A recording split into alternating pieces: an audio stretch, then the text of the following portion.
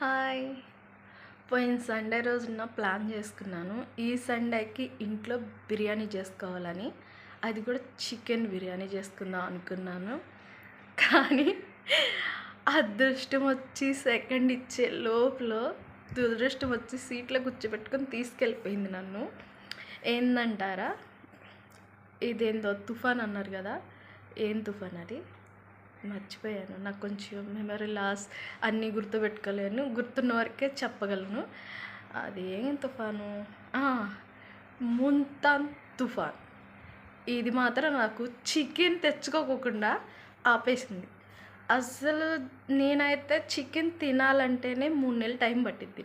నాకు 3 నెలలు టైం, లేదా ఒక 6 నెలలకు తింటాను.